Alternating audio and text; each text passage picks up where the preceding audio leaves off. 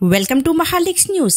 కొత్త వలసలో శ్రీ గరుడాద్రి వెంకటేశ్వర స్వామి ఆలయంలో ఘనంగా తొలి ఏకాదశి వేడుకలు. విజయనగరం జిల్లా కొత్త వలస మండల కేంద్రంలో గల ఎన్జిఓ కాలనీ వద్ద ఉన్న శ్రీ గరుడాద్రి వెంకటేశ్వర స్వామి ఆలయంలో తొలి ఏకాదశి వేడుకలు ఘనంగా నిర్వహించారు. ఈ సందర్భంగా భక్తులు స్వామివారిని దర్శించుకుని ఉదయం నుండి ప్రత్యేక పూజలు నిర్వహించి అభిషేకాలు చేశారు.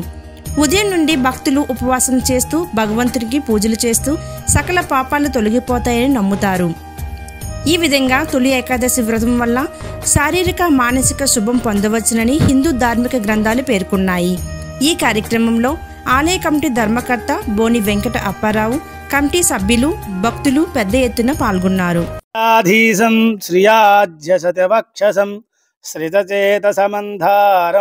శ్రీనివాసమహం భజేత్. జై శ్రీమన్నారాయణ.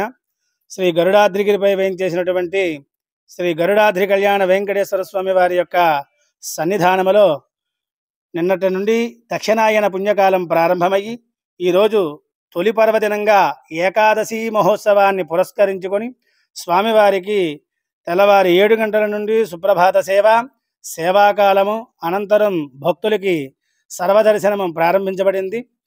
ప్రతి ఒక్కరూ కూడా ఈ ఏకాదశిలో పాల్గొని వారి వారి శక్తిని అనుసరించి పూజా కార్యక్రమాలన్నీ కూడా నిర్వహించుకున్నారు. ఏకాదశి అనగానే శ్రీ మహావిష్ణువుకి ప్రీతికరమైనటువంటి తిథి. ఈ ఏకాదశి నాడు ఎవరైతే శ్రీమన్నారాయణ స్వరూపుడైనటువంటి శ్రీనివాసుడిని దర్శిస్తారో వారికి అనంతమైనటువంటి సుఖశాంతులు, సౌభాగ్యాలు కూడా లభిస్తాయని పురాణం చెబుతున్నది.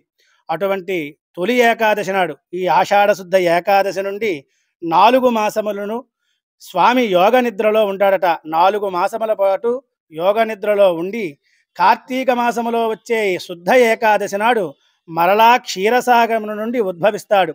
ఈ 4 నెలలనే చాతుర్మాస్యము అని అంటూ ఉంటారు.